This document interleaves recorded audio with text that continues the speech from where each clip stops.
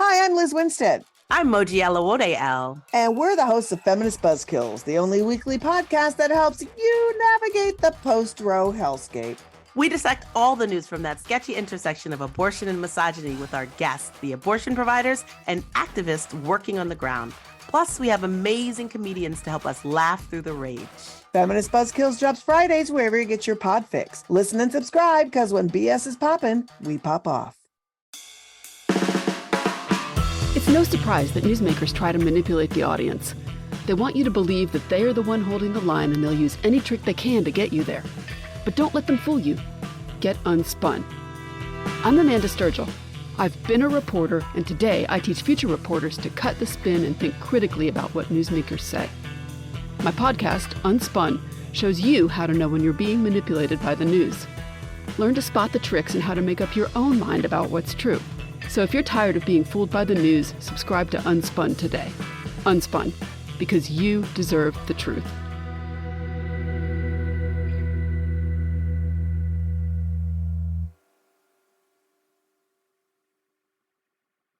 MSW Media.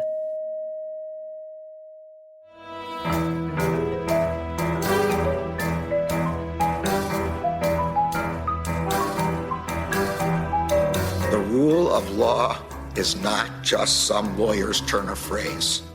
It is the very foundation of our democracy. The essence of the rule of law is that like cases are treated alike. That there not be one rule for Democrats and another for Republicans, one rule for the powerful, another for the powerless, one rule for the rich and another for the poor, or different rules depending upon one's race or ethnicity. To serve as Attorney General at this critical time is a calling I am honored and eager to answer. So yeah, now it's clean up on aisle 45 time. And for a long while yet, it is going to be clean up on aisle 45. Hey, everybody. Welcome to episode 187 of Clean Up on Aisle 45. It's Wednesday, August 21st, 2024. I'm Allison Gill. Hey, Allison. I am Pete Struck. Unlike Hey, you, Pete. I'm sitting in my home studio, but not you, my friend. Nope, I am in a hotel in Chicago. Nice.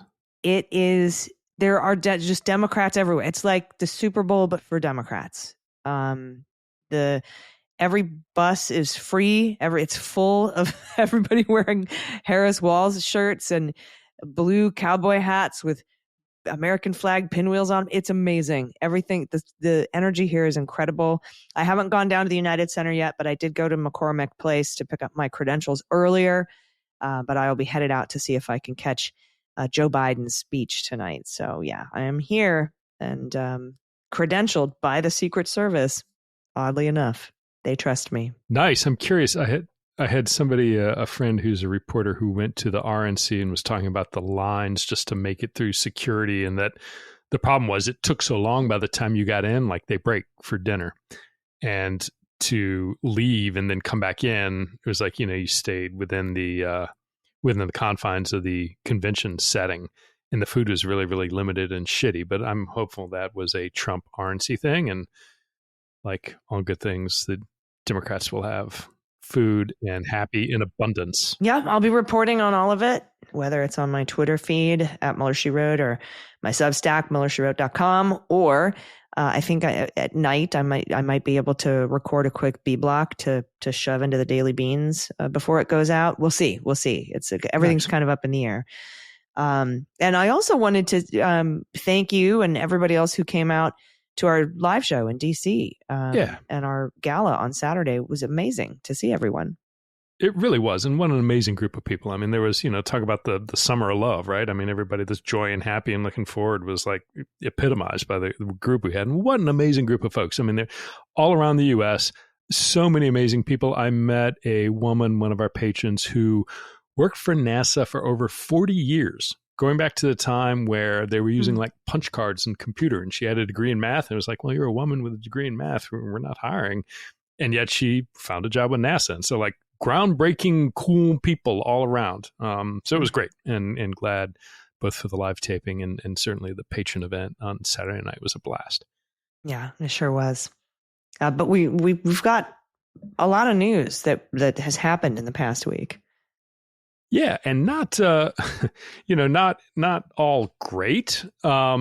We do and we can talk some, I guess, later on about the convention and protests and, concern about what the protests are going to look like. And I guess it was a massive flop today, but that doesn't make me worry about it less, but we can get to that later. But apparently there's a big one on Thursday, right? Yeah. And, you know this, and most of our listeners probably know it. The real people instigating a lot of this really don't care the first bit about Palestine. They're there because, they're professional instigators. They might be linked to Republicans trying to make a scene. They certainly are, in some cases, being funded and encouraged by Russian and other disinformation, whether they know it or not. There's just a lot of things at play. And so when you get a righteous cause, like, look, I mean, the Israeli Palestinian Hamas Gaza conflict is terrible, and there are awful things going on by both sides. And we need a ceasefire, but it is also a place where, knowing my background, if you're Russia and Russian intelligence and you're looking to spread disinformation and you're looking to find a cleave issue, something where you're going to split people up, this is an ideal place to. They have a long history of exploiting our own legitimate issues for their own gain, to sow chaos. So yeah, I mean, we've seen it. We saw it in 2016. We saw it in 2020. And you've seen it for a lot longer than the rest of us have even been paying attention. So yeah. And there's no doubt in my mind, because there's some uncommitted delegates, that there will be some sort of speaking. I think Kamala's done an amazing job when people have protested during her speech is plural, to acknowledge it and say, look, here's the way we need to go and her perspective, but I'm speaking right now. And so, there's a time and place for that. So let me finish, and doing that, respectfully yet firmly. And, I'm all but certain that everybody speaking for the next few days are well aware of what protests might happen and have an idea of how to respond. But I just look, make your voice known, but you can also get to the point where things are counterproductive. And last thing we need is to, have something happen where the entirety of the mainstream media, led on by Fox and others, are talking about some, violence, which doesn't represent any true Democrat, may well be a, somebody there to provoke and then incite others. Again, somebody who has no feeling one way or the other about Palestine for a variety of motives, simply trying to create dissent and unrest and violence. So there was a rally today. It seemed like they were estimating 20 to 30,000. What I saw was that less than 10% maybe showed up. I saw pictures of just stacks of, unused signs on the ground, and they had a 3 softball field size protest area, and they didn't even fill up, a third or quarter of it. So, fingers crossed, people can legitimately, raise the issue and understand. Well, the police are out, and I know Governor Pritzker, we talked about this on the Beans yesterday, has about 150 Illinois National Guard on standby, in standby mode only, but they are trained as military police to assist if they need anything like that. And I'm very worried about how the media is going to grab this and cover it as well. Yeah, but since they've done such a good job of moderating even-handed coverage between the two candidates, right. I'm sure that'll go great if something goes sideways. But yeah, we'll see. But it's going to be great. I am jealous. I'm happy for you being there, and I can't wait to hear about it. But well, speaking of the media not covering the news, what are we going to talk about today? So we're gonna do that. We're gonna cover the news that people probably you'd be hard pressed to find anywhere else. But there's a ton going on, right? So. A federal judge, not a state judge, a federal judge barred indicted election denier Stephanie Lambert. You remember her, in part because she was representing former Overstock.com former CEO Patrick Byrne. And so she was barred from representing him. And Judge Merchan has denied Trump's not one, not second, but third motion asking for Judge Merchan to recuse. Yeah, we'll read a few choice lines from that. And speaking of Judge Merchan, Trump has asked him to postpone sentencing until after the election. And DA Alvin Bragg has written in saying he doesn't oppose that. But basically, the Supreme Court has left such a mess here with the immunity ruling that he says, I can't make a call either way. I'm going to leave it up to the court. I'm going to leave it up to you to decide, Judge Merchan. And we don't have Judge Merchan's decision yet, but we will keep you posted on that. We'll also have an update on the Fulton County case. And Mark Meadows is trying to move his Arizona case to federal court, just like he's trying to move his Georgia case to federal court. Lynn Wood has been hit with a $4 million verdict. Mayor Eric Adams has been subpoenaed. Dimitri Simes was paid a visit by the FBI. We'll get into all of that. But first, we have some new patrons to thank. So thank you very much to Lori Adam, Amy, Janelle O'Connor. It's Jody with a Y, SMC, Mark Douglas, Judge Cannon writes Vogue on poetry. It's a great Douglas Adams reference. Rachel Landers and J.R. Reynolds. Thank you so much. You know we couldn't do this without you. I wouldn't be able to be here in Chicago if it weren't for y'all. So thank you very much. If you want to become a patron, you can do so. I think it's as little as $1 an episode at patreon.com/aisle45pod, AISLE45POD. And as promised, this is, I wanted to start, Pete, with Trump's third motion to get Judge Merchan kicked off the Manhattan election interference hush money case.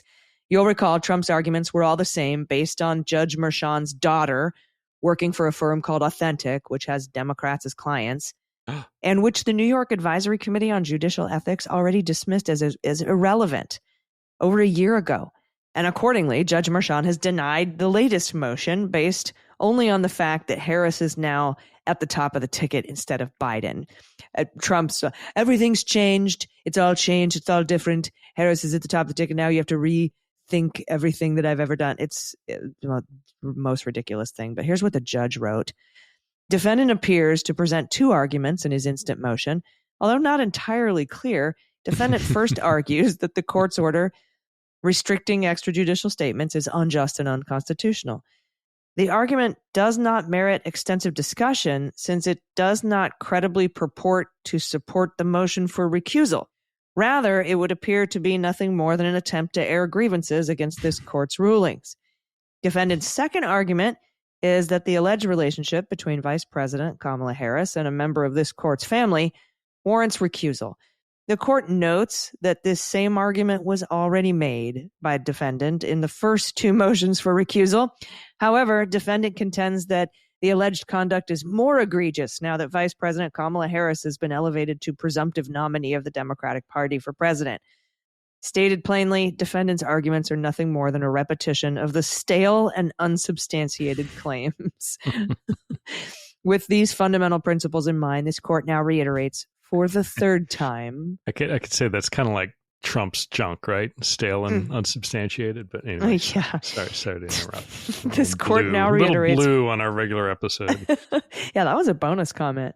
Yeah. Court now reiterates for the third time that which should already be clear. Innuendo and mischaracterizations do not a conflict create.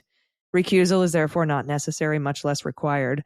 Quote, on the facts before us, we conclude the judge's impartiality cannot reasonably be questioned based on the judge's relatives' business or political activities, and the judge is not ethically required to disclose them. He's quoting the August 2023 Advisory Committee on Judicial Ethics. As has been the standard throughout the pendency of this case, this court will continue to base its rulings on the evidence and the law without fear or favor, casting aside undue influence. Defendant has provided nothing new for this court to consider. I award you 0 points, and we are all dumber for no. Okay, sorry. The defendant has provided nothing new for the court to consider. Counsel has merely repeated arguments that have already been denied by this and higher courts. Defense counsel's reliance and apparent citation to his own prior affirmation, rife with inaccuracies and unsubstantiated claims, is unavailing. As such, defendant's motion is again denied. That is a romp of a ruling. He goes at Trump and his lawyers pretty hard. Yeah, and it's like every single time Trump does this, and, we've talked about it before. One, Trump is not paying for this. He is pulling it from whatever Laura Trump is, siphoning off of the RNC and sending his way, or, fundraising that he's doing by selling Bibles or NFTs, or Melania getting speech appearances from the log cabin Republicans. It's not coming out of Trump's pocket. It's coming from donors who can't afford to be donating for this frivolous law. And on the other hand, though, it's also coming out of all our pockets because this is something that the court has to take time to do. The clerk, at least one clerk, if not more, and the judge have to go through and read and research and write. So it comes at a cost, whether it's, the New York taxpayers in this case, whether it's stuff going on down in Georgia to the Georgia taxpayers, whether it's things in Florida or DC, which is each and every one of us. All of this takes up time and money. And two, it's not like it's plenty of free time for Judge Merchan, right? I mean, there's plenty of things on the docket that aren't scheduled because he has to deal with this nonsense a third time now. And, no hint of stopping whatsoever. But, it's frustrating. It's Trump. I wish he'd get sanctioned a little more than he has. I mean, the one and only time that I can really remember is getting just slapped to the tune of about $1 million, he and Alina Habba down in Florida by Judge Middlebrooks for their BS RICO lawsuit, which I was a party, but not the main party. But it's frustrating. Yeah, it was Hillary plus 31, I think. You and Andy were both. Dr. Comey, all kinds of folks. We were doing the big RICO. Okay. Big conspiracy. Deep staters. Yeah, and he too was like, we're all dumber having heard it. I award you 0 points. And may God have mercy on your soul. That's all that I could think of when I read some of some of these rulings from some of these judges to Trump lawyers. It's just the end of that thing from, was it Billy Madison? Anyway. Yeah. All right, yeah. Everybody, we have more to get to, but we have to take a quick break. So everybody stick around. We'll be right back.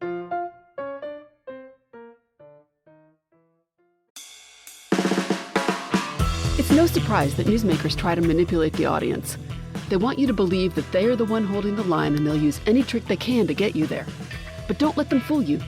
Get unspun. I'm Amanda Sturgill. I've been a reporter, and today I teach future reporters to cut the spin and think critically about what newsmakers say. My podcast, Unspun, shows you how to know when you're being manipulated by the news. Learn to spot the tricks and how to make up your own mind about what's true. So if you're tired of being fooled by the news, subscribe to Unspun today. Unspun, because you deserve the truth.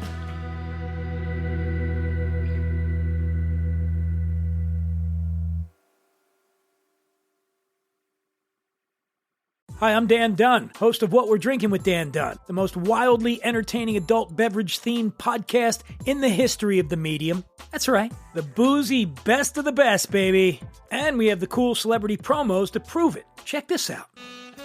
Hi, I'm Allison Gill, and you're here with me on What We're Drinking with Dan Dunn. And that's my sexy voice.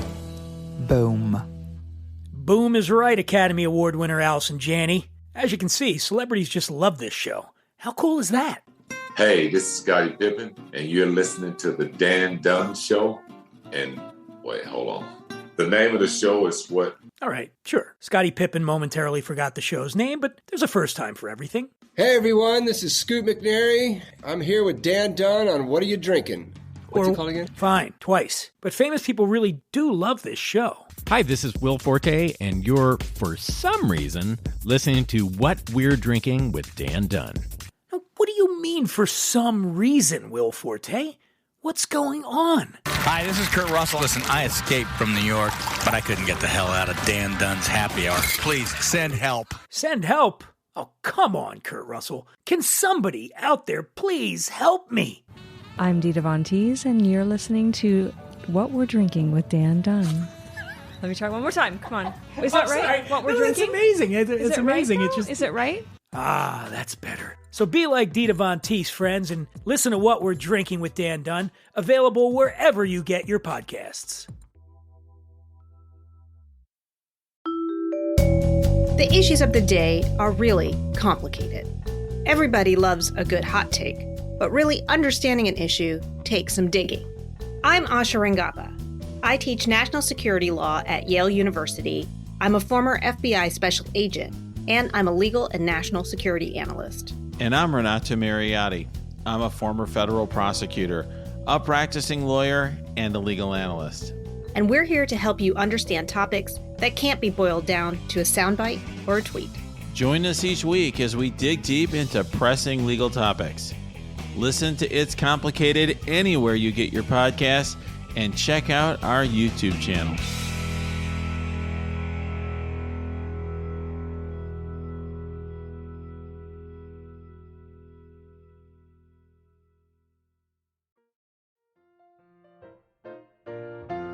Hey, welcome back. We have more new patrons to thank, including Bill Wells, Audrey, Martha Meyer, DJ.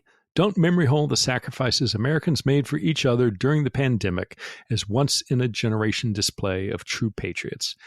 You get my New York Times dollars. Thank you. RTS and Terrific Terry. Thank all of you so much for joining the team, for being on the team, for allowing us to put this together to get live coverage or near live coverage from Allison at the convention. So you make that possible. So thank you. And with that, let's stay in Manhattan because there's yet more to go over, including some of the elements of Trump's motion to postpone his September 18th sentencing until after the election. Trump's lawyers previously wrote, notwithstanding the court's ruling on the disputed recusal issue, and as an aside, we now know how that ended, the requested adjournment would prospectively mitigate the asserted conflicts and appearances of impropriety, which are also the subject of an ongoing congressional inquiry.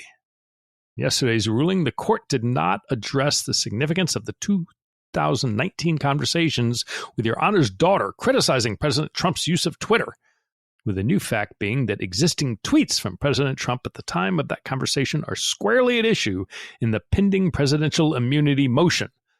Moreover, since the most recent recusal motion, as Kamala Harris did previously, Tim Walz wrongly referred to this case in a public speech as the Democrat Party's nominee for vice president. Could he be any more of a snippy little turd? I wanted to use a different word, but I'm going to restrain myself. It's ridiculous. I mean, we can talk about the disputed recusal issue. It's not disputed. It's over, and it never was disputed. You only continued to dispute it. The court didn't address the conversations with Your Honor's daughter criticizing Trump's use of Twitter because they're irrelevant. That's already been decided by the Judicial Committee on ethics in New York State. And since the most recent recusal, saying Kamala Harris and Tim Walz mentioned the case in a speech in public, there's nothing wrong with that. There's nothing illegal about that. They did not go on an alleged nationwide crime spree in 1, 2, 3, 4 plus different jurisdictions around the United States. Yeah, Tim said it. Shut up. Yeah, and aren't you arguing that they should be able to have that First Amendment political speech against their rival? If you didn't want to be talked about for committing crimes, you shouldn't have committed crimes. Trump's lawyers go on to say, in the same time frame, Michael Nellis, a business partner of Your Honor's daughter at Authentic Campaigns and Authentic's founder, posted on social media about making maximum donations to the Harris campaign and using his clout with that campaign to get Walz to talk on our White Dudes for Harris call last week. Sentencing is currently scheduled to occur after the commencement of early voting in the presidential election. By adjourning the sentencing until after that election, which is of paramount importance to the entire nation, including tens of millions of people who do not share the views of Authentic, its executives, and its clients, the court would reduce, even if not eliminate, issues regarding the integrity of any future proceedings. And so I think this is probably where, because he brings up the fact that this immunity issue is going to be interlocutory. But what Alvin Bragg talks about, and we'll go over this in a second, in his response to this is like, look, man, I thought that immunity for official acts was interlocutory. I didn't know that immunity on certain evidence, which doesn't apply here anyway, is interlocutory. But again, the Supreme Court has left such a mess. Right. We're going to have to leave it up to the court's discretion. Exactly. And, it continues. This is the same filing. The requested adjournment would prevent DA New York from filing a sentencing submission while the court is still considering the presidential immunity motion. In an August 5, 2024 letter, Your Honor indicated that the court will issue a decision on the immunity motion on September 16, 2024, that the existing September 18 sentencing date remains unchanged, and that the parties should, quote, keep these dates in mind, unquote, for the purposes of sentencing submissions. However, in a July 2, 2024 letter, the court acknowledged that the sentencing may not be, quote unquote, necessary in light of Trump. What he's saying is, how the judge is like, look, submit your briefs on immunity and we'll have sentencing if it's necessary on September 18th. He has to say that if necessary part, because he can't say, I'm not going to grant you any immunity, but go ahead and file your briefs anyway. You know, like you have to say that it could go one way or the other when I consider all of the briefing that you're going to give me. And then I will decide if there's going to be a sentencing on the 18th or if I'm going to vacate this verdict based on immunity, right? Based on the evidence that you wanted to have be kept out of the trial.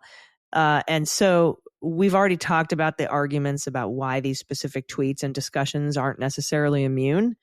But I think the point that the DA is raising in his response is like, I think he says he's going to file a sentencing recommendation, but under seal before the immunity ruling is made by Merchan. But Trump wants to be able to appeal that, saying that it's interlocutory in nature before he's sentenced in this case. But that also assumes that sentencing is what you have to have your interlocutory thing done before sentencing, because interlocutory generally means before trial, right? So we have to, I guess, figure out whether or not that sentencing counts, because we were already done with the trial part of this. They go on to say here, we've explained in our immunity briefing why no sentencing should occur and why the case should be dismissed. While that is a pending question before the court, the DA should not be permitted to file public sentencing submissions that would include what the Supreme Court described as the threat of punishment in a manner that's personally and politically prejudicial to the president, Trump, and his family, and harmful to the institution of the presidency as a result of the type of peculiar public opprobrium associated with these proceedings that troubled the Trump court. So he's just kind of explaining further that he thinks that the sentencing recommendation from the DA shouldn't be made on the public docket. And so I think that's when one of the things that Alvin Bragg responded to, saying he'd be happy to file that under seal. Yeah, and it just goes to show, again, going back to the Supreme Court decision for Trump, how custom-made it was for him across the board, whether it was Justice Thomas leaving a little breadcrumb for Eileen Cannon to say, special counsel, illegal, inappropriate, case dismissed, whether it is something that speaks specifically to the New York case, which involved primarily nothing in official acts, and almost all acts prior to assuming the presidency, but a little bit of conversation and action while he was the president, and leaving that so vague that it's impossible for the court to say, oh, this clearly doesn't apply. They have to, give it some thought at a minimum. The entire thing, and I think it was Judge Gorsuch who was saying, or Justice Gorsuch, who was saying, oh, we want to write a decision for the ages. No, you want to write a decision for Donald Trump. And you need to go through and you make sure it addresses New York and Florida and D.C. and Georgia. That's what you need the time for. And it's just disgusting, and they keep, and it continues, right? This is still from Trump's filing. In contrast to all this, on August 8, 2024, the special counsel's office notified the federal trial judge in the District of Columbia that they are, quote, continuing to assess Trump, including through consultation with other DOJ components, and had not even, quote, finalized a position on the most appropriate schedule for the parties to brief issues relating to presidential immunity. In that case, the schedule for litigating presidential immunity will not even be determined until at least a September 5, 2024 status conference. That timing illustrates just how unreasonable it is to have the potential for only a single day between a decision on first impression presidential immunity issues and an unprecedented and unwarranted sentencing. Yeah, but see, I have a problem with him thinking that an interlocutory appeal comes before sentencing. It's supposed to come before trial, but I think he's trying to create this new rule now because the trial's already over. That interlocutory means you have to hold sentencing off before the appeal. Because, to be sure, if he's sentenced to any jail time, I am certain that they will put that off pending the appeal, like they did with Bannon in his case for contempt. But there's no guarantee of that, right? And so I think that's why Alvin Bragg was, responded in the way that he did, which we'll get to in a second. But the lawyers end it saying, finally, setting aside naked election interference objectives, which is just wrong, There's no valid countervailing reason for the court to keep the current sentencing date on the calendar. There's no basis for continuing to rush. Accordingly, we respectfully request that any sentencing, if one is needed, be adjourned until after the presidential election, which is interesting. Why after the presidential election and not after the appeal? Right.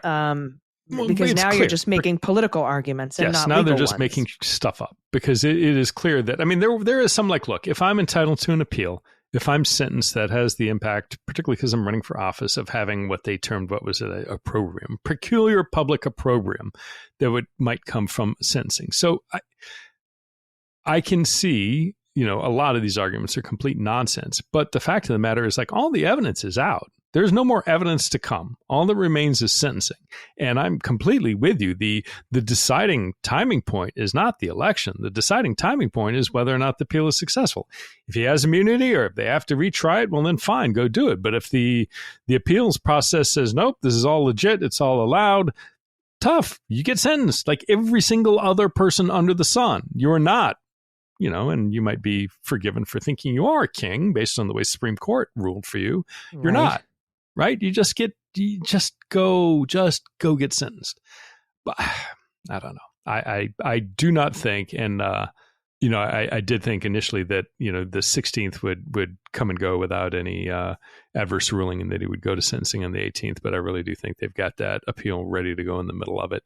And given where the Bragg letter coming in, he's like, not only, hey, Judge, I don't know, you've got to decide what the Supreme Court ruling is. The other thing he points out is, look, if we're going to sentence, I'm also aware that there are all these third parties that have to be coordinated with, right? And he doesn't say this, but everything from the Secret Service to court security to the marshals to the local police to getting Trump his little motorcade from Newark Airport or wherever he flies in and out of, all of that takes a lot of time and effort and energy and resources. And, Bragg notes like, hey, look, we're aware this isn't just a simple, defendant rolling in whenever he needs to roll in. So reading what Bragg wrote, I would be very surprised if sentencing goes down on the 18th, but we'll see.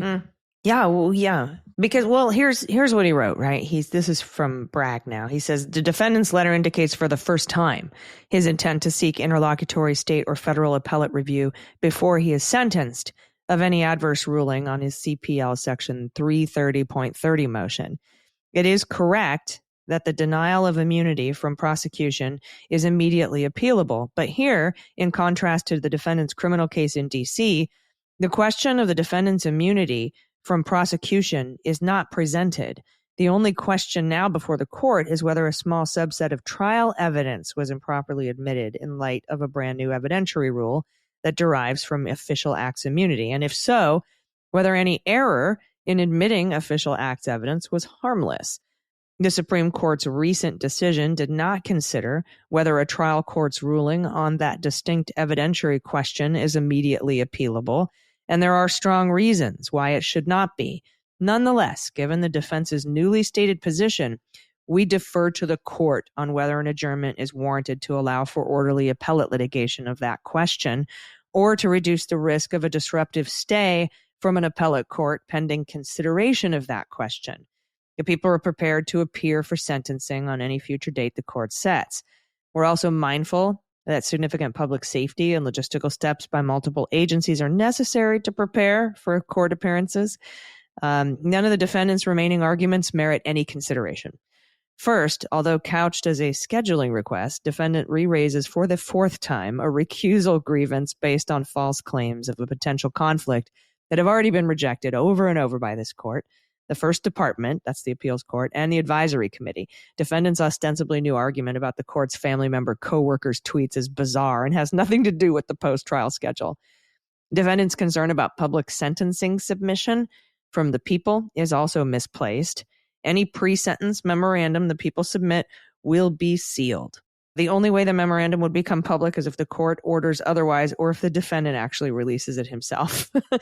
And finally, the defendant's apparent insinuation that state prosecutors are incapable of applying federal constitutional law is fundamentally flawed, given that the people in this court protect and apply federal constitutional rights every day. So based on that, the people respectfully defer to the court for the appropriate trial schedule, because Trump is trying to create a new rule here, right? He's trying to say, I am granted interlocutory appeal, not on official acts, but on official acts evidence that might be considered harmless in the first place having been used. And he's trying to do it on sentencing, not on trial. So it's interesting, all these new rules that he's trying to set up that I won't be surprised if the Supreme Court grants him. Right. And the entirety is like, you think it's nonsense and BS, and it feels like it absolutely should be. But the reality is that, I mean, Bragg points out a couple of the arguments are nonsense. They're frivolous. But one, because of how horribly the Supreme Court decision was written, I like lawyers all around, including the Twitter law, saying, well, it's so muddy and murky and uncertain what it exactly was that the Supreme Court ruled that. Yeah, we don't know if official acts evidence is interlocutory in nature. The Supreme Court didn't tell us. Yeah, guess, and if it goes up to them, guess which way they're going to fall. I mean, so that's, Merchan's got to decide what, and again, I suspect he will, has been throughout this process very measured and very rational. Well, he can go forward with the sentencing and let them do an injunction. Right. But yeah, it's aggravating for sure. Yeah, quite. All right. We have a lot more news to get to, but we do have to take another quick break. So everybody stick around. We'll be right back. Hi, I'm Dan Dunn, host of What We're Drinking with Dan Dunn, the most wildly entertaining adult beverage-themed podcast in the history of the medium. That's right, the boozy best of the best, baby. And we have the cool celebrity promos to prove it. Check this out. Hi, I'm Allison Gill, and you're here with me on What We're Drinking with Dan Dunn. And that's my sexy voice. Boom. Boom is right, Academy Award winner Allison Gill. As you can see, celebrities just love this show. How cool is that? Hey, this is Scottie Pippen, and you're listening to the Dan Dunn Show. And wait, hold on. The name of the show is what? All right, sure. Scottie Pippen momentarily forgot the show's name, but there's a first time for everything. Hey everyone, this is Scoot McNairy. I'm here with Dan Dunn on What Are You Drinking? What's it called again? Fine, twice. But famous people really do love this show. Hi, this is Will Forte, and you're, for some reason, listening to What We're Drinking with Dan Dunn. Now, what do you mean for some reason, Will Forte? What's going on? Hi, this is Kurt Russell. Listen, I escaped from New York, but I couldn't get the hell out of Dan Dunn's happy hour. Please, send help. Send help? Oh, come on, Kurt Russell. Can somebody out there please help me? I'm Dita Von Teese, and you're listening to What We're Drinking with Dan Dunn. Let me try one more time. Come on. Is that right? Sorry. What we're drinking? It's amazing. It's amazing. Right, it's just. Is it right? Ah, that's better. So be like Dita Von Teese, friends, and listen to What We're Drinking with Dan Dunn, available wherever you get your podcasts.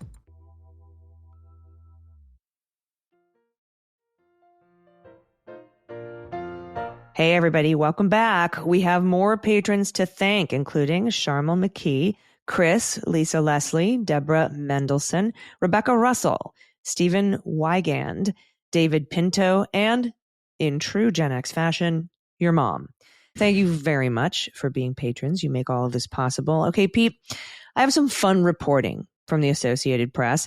A pro-Trump lawyer who's facing felony charges in Michigan of improperly accessing voting equipment following the 2020 presidential election has been disqualified from representing a prominent funder of election conspiracy theorists who is being sued by Dominion Voting Systems.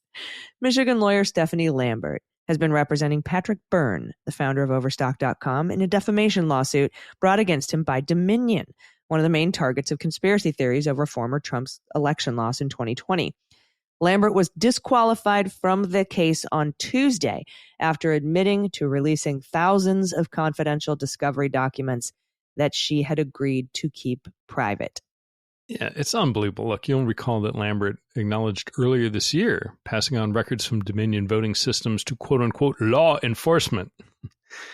She then attached an affidavit that included some of the leaked emails and was signed by Dar Leaf, who's a county sheriff in southwestern Michigan, who's investigated false claims of widespread election fraud from the 2020 election, attaching that to a filing in her own case in Michigan.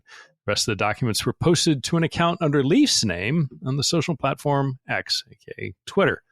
In a separate case, Lambert has been charged in Michigan herself with 4 felonies for accessing voting machines in a search for evidence of a conspiracy theory against Trump.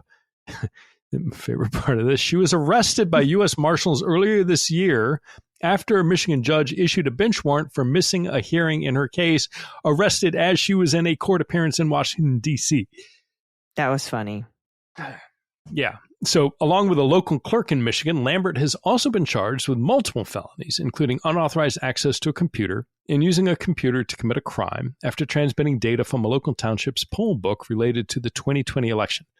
Lambert has pleaded not guilty in both cases, and I have every hope that now her being recused from this case might also have a little bar look from an ethics perspective about if you're, leaking highly inflammatory discovering material that should be sealed, and you're doing it in such an egregious way that you're disqualified. Perhaps the bar ought to look at your licensing. You think? Yeah, probably. Probably would be a good idea. But we've seen some bars fail miserably. All right. Also, we have a quick update in Fulton County. The Fulton County, Georgia Court of Appeals denies a request by Trump lawyer Steve Sato to postpone the December 5th arguments on the DA qualification issue, or disqualification issue, I should say. He wants to postpone until January to accommodate Sato's and his wife's prepaid international trip to celebrate his 70th birthday and their 45th wedding anniversary. Now, law professor Anthony Michael Crease reminds us on Twitter that the Georgia Court of Appeals has a constitutionally imposed deadline to register their judgment. They can't postpone this. And so they can't push it off a month, especially because there are multiple issues beyond disqualification to sort through. So he says there's no surprise here. So I know that Steve Sato is crying about this on Twitter, saying it's unfair because he's been planning this vacation since 2022.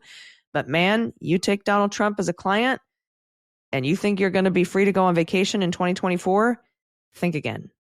Yeah, and courts will, when courts have the leeway to do so. I mean, they have in the past, particularly down in Fulton County, given a lot of leeway, Judge McAfee and others to account for scheduling requirements, including personal leave like this. But when you've got a hard deadline that is set by law that is not waivable, come on, dude, stop your whining. You should have seen this, and if you didn't, too bad.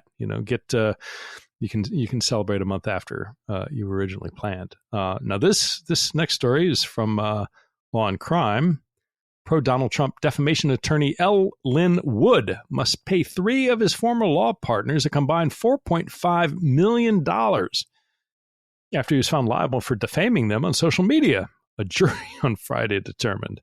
As an aside, at some point, and maybe we'll do it on some sort of like anniversary show, I want to read, I want to read a list of everybody who has been charged in Trumpland, whether federally, whether by state, and just take a moment, and I think it'll probably take 5 to 10 minutes just to list every single person that has been charged or found guilty of crime because of their relationship to Donald Trump. But anyway, so Lynn Wood, back in March, a federal judge ruled in the plaintiff's favor on a motion for summary judgment. It didn't even go to trial, right?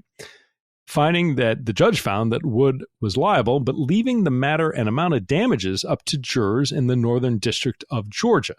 After a 2-phase trial that lasted 8 days, with 8 people sitting in judgment, the jury decided on actual damages of $3.75 million and concomitant litigation expenses of $750,000.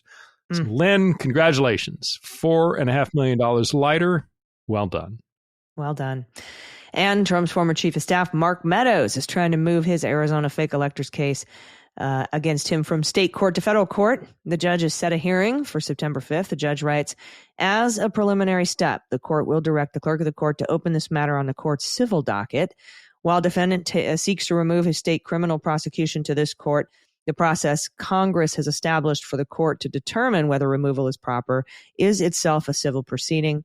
If the court ultimately determines that removal shall be permitted, at that point, the court will open a matter on the criminal docket under which the case would proceed. So it is ordered, setting this matter for an evidentiary hearing on Thursday, September 5th at 9 a.m. Arizona time before Judge John Tucci. It's further ordered that state of Arizona shall file any briefing in response to this notice of removal by Monday, August 26th, not to exceed 17 pages. The court will permit reply briefing from Meadows, not to exceed 11 pages by Thursday, August 29th. So they're going to have a hearing on September 5th. in Arizona to start to determine whether or not he can move his case to federal court from state court in Arizona, where he is indicted. Yeah, it's funny because Meadows is one of these Meadows, and he's going to get charged, right, in D.C., I think is the common wisdom by Jack Smith. But he has been for being so deeply intertwined with all of this, he is like the one person I can think of in all of this who is apparently heeding his attorney's advice to shut up and don't say a word. Because he has been so, despite his role of being so involved in so many aspects across the board, at a state level, at a federal level, you just don't hear much about Meadows. And so I'm curious, every now and then is like, has he flipped? Is he cooperating? If, much like Jen Alice, if you're going to cooperate in one place, you might as well cooperate in all. And, it doesn't make sense to cooperate in one place and not the other. So unless he is cooperating across the board, and I think we would have heard something if he was, I think his time is coming, and it's just been very, very quiet. Yeah, agreed. We do have some breaking news. Do you have that story in front of you by chance? I do. You want to talk about it before we go to the last break? Yeah, let's do it. Allison, our dear friend, the Jewish former representative from New York, George Santos, this afternoon as we tape, pled guilty to wire fraud and identity theft. So he pled guilty to 2 charges. He's looking at probably a minimum of at least 2 years in prison and possibly as long as 2 decades. I don't think he'll get anywhere near 2 decades, but he's going to jail. I mean, almost certainly he's going to jail. And he agreed to pay nearly $375,000 in restitution. That's a whole lot of cameo appearances, but, maybe he'll fly out to Chicago and, find some, hang out by the DNC bars and get people coming out at 1 a.m. and get them to pay him $50 a pop to say something sassy. When is his sentencing? So it's postponed until February the 7th. So it will it'll be after inauguration. Yeah. And so I don't know if the restitution attaches immediately or if that is stayed until after his sentencing, but we're not going to know. We're not going to know what. But that's why you got to vote. That's why you got to vote for Harris, yes, because if you vote for Donald Trump, this will all go away. I'm sure he'll be pardoned. Yeah, so. And they're talking. This New York Times reporting talks about his Mr. Santos, who appeared in court, bore little resemblance to the shameless provocateur whose antics grabbed headlines. On Monday, that bravado was replaced by a wavering voice and words of contrition. Dude's a fraud. Dude is an actor. He is turning that on, just doing it better than, Kyle Rittenhouse's little sobby on the stand. There is no contrition there. Come on. If he's sad about anything, he's sad he got caught, and he's sad he's going to have to go to prison. That's it. That's all he's sad about. Not about stealing from his family or defrauding the voters or defrauding the RNC by lying about how much money he had on hand so he could get National Party money, which Andy Ogles, by the way, has done. And I'm any minute now, I'm looking for those Andy Ogles felonies also. So we'll keep an eye on that for you.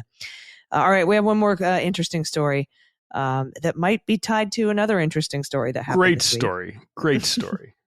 And we're going to talk about it, but we're going to take a quick break first. Stick around. We'll be right back. Hi, I'm Dan Dunn, host of What We're Drinking with Dan Dunn, the most wildly entertaining adult beverage-themed podcast in the history of the medium. That's right, the boozy best of the best, baby.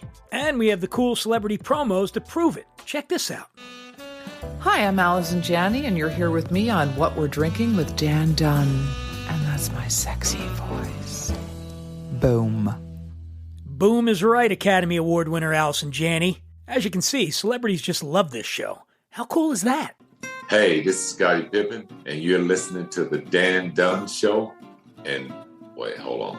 The name of the show is what? All right, sure. Scottie Pippen momentarily forgot the show's name, but there's a first time for everything. Hey everyone, this is Scoot McNairy. I'm here with Dan Dunn on What Are You Drinking? What's it called again? Fine, twice. But famous people really do love this show. Hi, this is Will Forte, and you're, for some reason, listening to What We're Drinking with Dan Dunn. Now, what do you mean, for some reason, Will Forte? What's going on? Hi, this is Kurt Russell. Listen, I escaped from New York, but I couldn't get the hell out of Dan Dunn's happy hour. Please, send help. Send help? Oh, come on, Kurt Russell. Can somebody out there please help me? I'm Dita Von Teese, and you're listening to What We're Drinking with Dan Dunn. Let me try one more time. Come on. Is that right? Sorry. What we're No, drinking? It's amazing. It's Is it amazing. Right, It's just... Is it right? Ah, that's better. So be like Dita Von Teese, friends, and listen to What We're Drinking with Dan Dunn, available wherever you get your podcasts.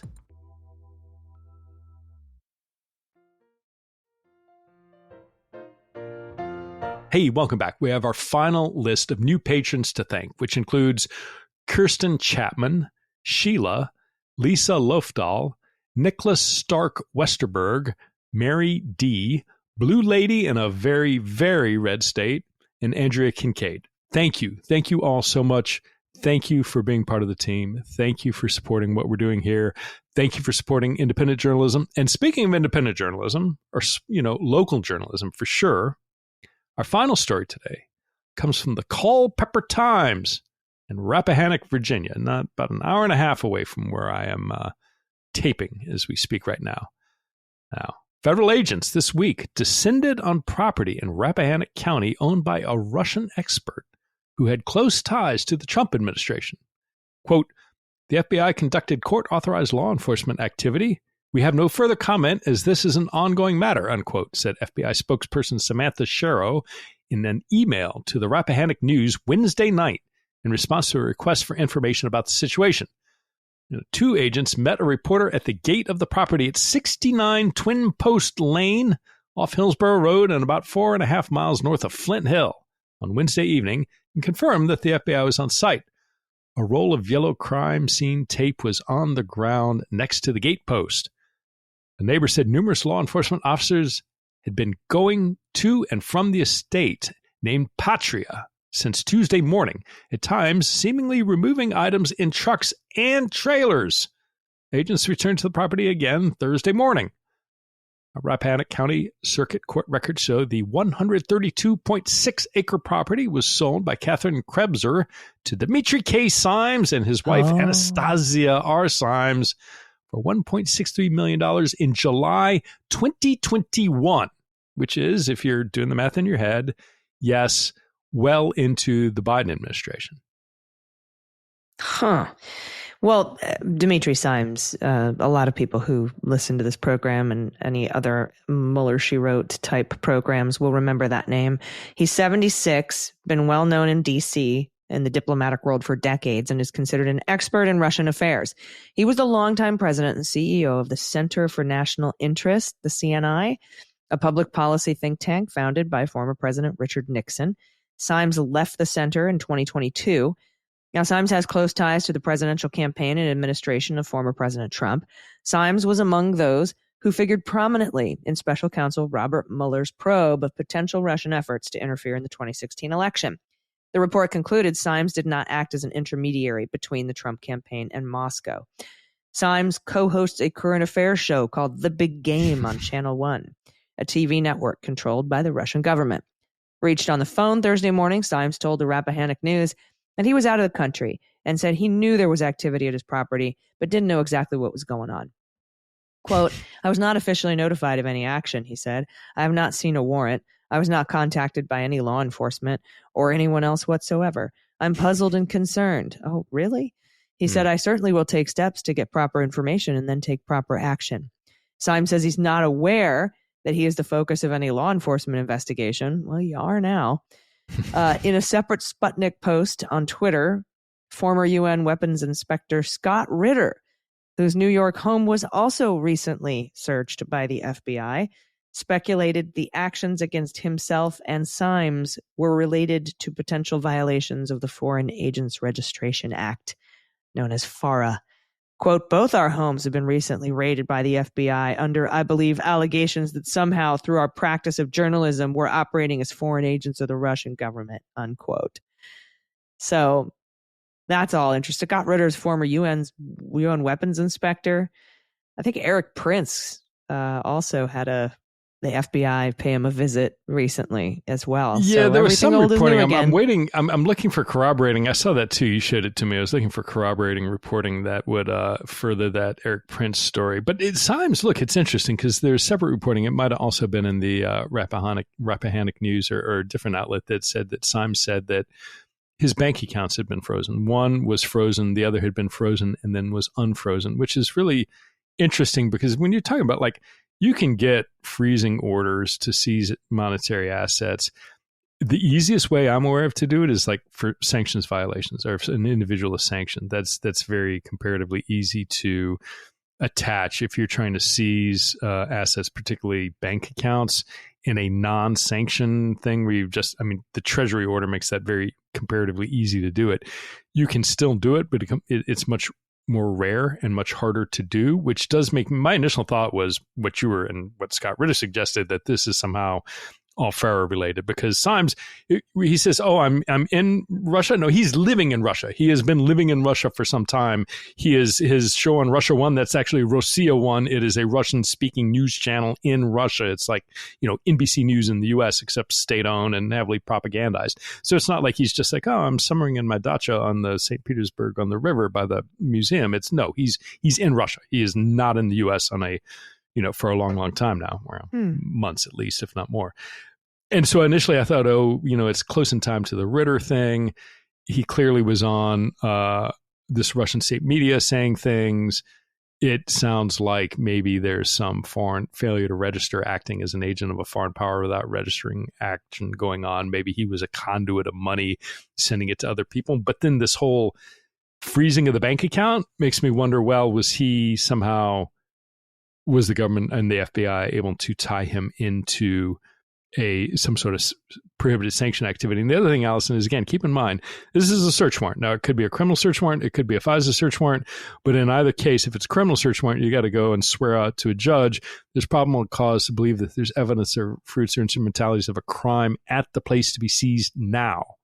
So in August of 2024, if he hasn't been there for many, many months, the FBI has to have some sort of information that, despite him not being there, that there's stuff now that there's probable cause to seize. If it's a FISA search warrant, and then most FISA search warrants are done secretly without people knowing, and Bureau spends a ton of effort to make sure people don't know it. But sometimes you'll do an overt FISA warrant, which this could be.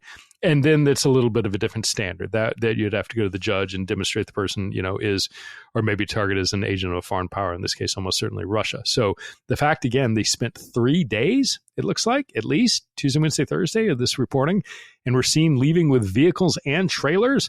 It's not like go in there and get a laptop and a couple of thumb drives. I mean, it sounds or appears, if this reporting is accurate, they took a lot of stuff out of the house and they spent a lot of time there. So yeah, again, it's interesting since he doesn't really live there. Like, what's going on, and how did they develop evidence that there was the stuff of crimes inside? So yeah, it's really fascinating, especially given all of the pages that this guy appears on in the Mueller report. I love this for him. As do I. And the thing too, when we're talking about, your other buddies in Congress, or him or others, remember that not by law, but by practice, there is a 60-day period in which DOJ and the FBI do not take overt investigative steps that would tend to impact an election. Now, Symes, I don't think falls in that category. A congressman, particularly one related to Trump, might. But those 60 days are coming here in the beginning of September. So I would anticipate, again, we're taping on August 19th. You're listening to it on August 21st. We might have some more stuff coming down the pike in the next, 1 to 2 weeks before days, that 60-day period tolls. Mm-hmm. Yep. We will obviously bring it all to you and tell you all about it when it does happen. Thank you so much, by the way, for all of our new patrons and all of the donations that you're making to independent media. Again, we couldn't do any of this without you. So I just wanted to say thank you one more time. And we'll thank the new patrons again next week when we get that list. And then if you become a Hall of Fame patron, we thank you every month in the Hall of Fame episode. So thank you so much again. And I hope that any of you that were at the gala on Saturday really enjoyed yourselves, because we put those on for you as a thank you for what you do for us. So anyway, do you have any final thoughts before we get out of here this week, my friend? No, just it was great to meet everybody. And I'm telling you, people all across the U.S., Texas, Rhode Island, Massachusetts, California. Just an amazing, amazing group of people, and just super interesting, super kind. It was a blast, of course, to see everybody in person. But and looking forward when you're done with the convention, heading out to San Fran. I'm sorry, San Francisco. You told me do not say San Fran because everybody will laugh at you derisively. The city. San Francisco. They'll make snake sounds if you say that. Yes, the city, San Francisco. We'll be there on the 24th at the end of the convention to have a big old party. It's a sold-out show. I look forward to that. And then I think the next time we see everybody at a patron gala will be post-election. So that's going to be really interesting. Yeah, we'll either have something in Washington, D.C., or we'll all go down to the Cayman Islands and sort out like cheap places we can live in about a month and a half from then. I think Greece has a golden visa where if you buy a house worth a certain amount of money, you automatically get... Someplace where they welcome podcasters, subsidized podcasting and independent media. That's the place for me. All right, everybody. We will see you next time. And thank you again for everything. I've been Allison Gill. And I'm Pete Struck. Cleanup on Aisle 45 is written, researched, and produced by Allison Gill with editing by Molly Hockey. Our art and logo design are by Joelle Reeder and Moxie Design Studios, and our music is composed and performed by Adam Orr. Cleanup on Aisle 45 is a proud member of the MSW Media Network, a collection of creator-owned podcasts dedicated to news, politics, and justice. For more information, visit mswmedia.com.